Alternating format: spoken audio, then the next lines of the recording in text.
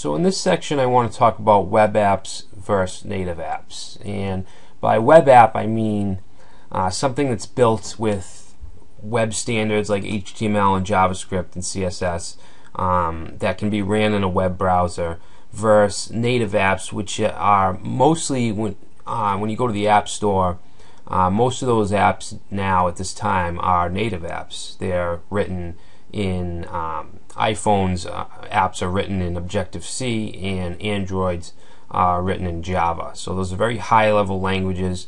It takes a lot more knowledge to build a native app. So let's get into this and see the pros and cons of each.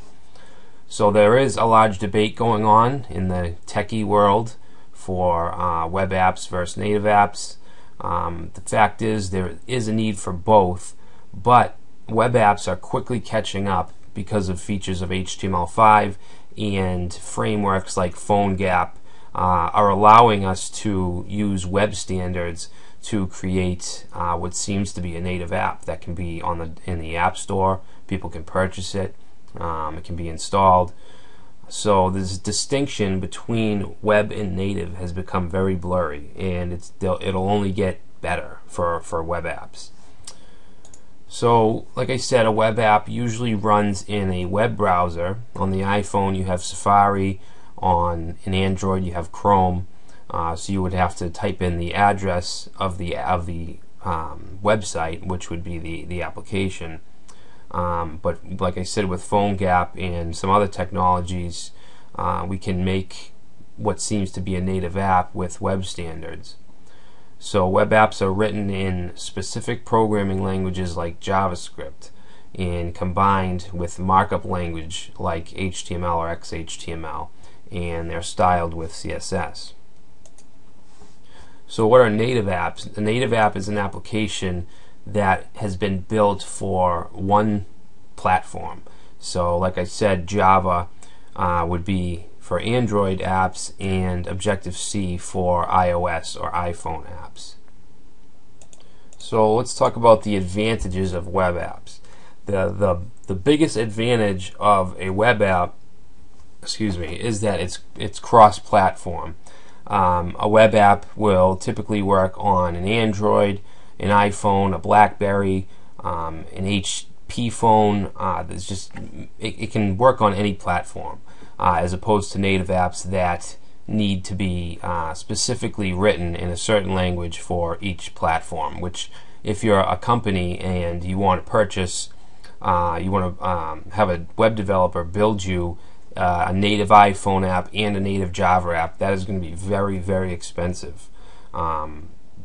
Just because they have to build for each platform, and it takes a lot more knowledge to write applications in Java than it does in HTML and JavaScript. They have the ability to be updated and maintained without the user having to distribute and install anything. So the user visits the app and it's automatically the latest version because the developer has updated it.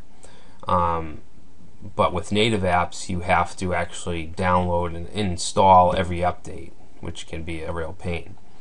They're built with HTML5, JavaScript, and CSS, which is very easy compared to writing a program in Java or Objective-C. They run in a browser, so a native app you can't run in a browser. They can now look and run like native apps thanks to frameworks like PhoneGap. They're much cheaper to build. If you're not a developer, if you're a company that wants to purchase an app or have it built for you, a web app is going to be extremely cheaper than a native app. And on top of that, it'll work on all platforms. No rules. So native apps have restrictions. Well, I should say the App Store has restrictions on native apps, especially the Apple App Store. So you have to kind of apply and go through a process. With web apps, the user can instantly access your application without any kind of restrictions. So we saw all the advantages of web apps. There are some advantages of native apps as well. So they're built for a single platform, which obviously can be a negative, but they're also able to take more advantage of the operating system because they're built for that certain platform. They can have quicker and easier access to hardware capabilities. They have the ability to use device-specific hardware, which I just said. They're App Store friendly. You can have a web app in any of the app stores, but it's just easier. The process is easier if it's a native app. Native apps can seem a little more professional, but that's not really an issue as frameworks like PhoneGap become more popular because the user can't really tell whether it's native or web. Before we could do that with PhoneGap, people would have to type in an internet address to go to the application, and obviously that is a little less professional than having an app in the App Store.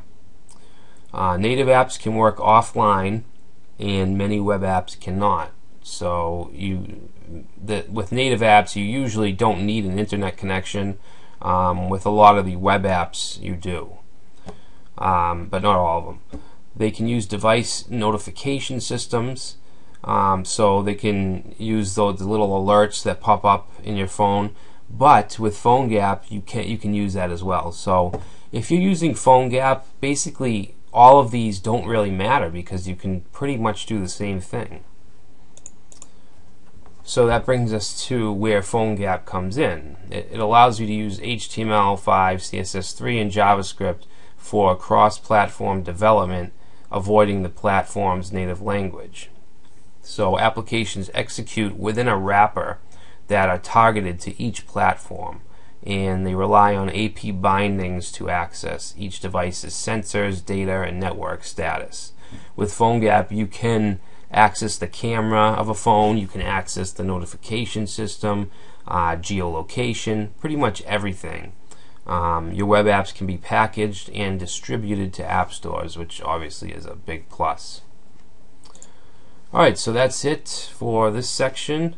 Next we'll be talking about mobile HTML, JavaScript, and CSS.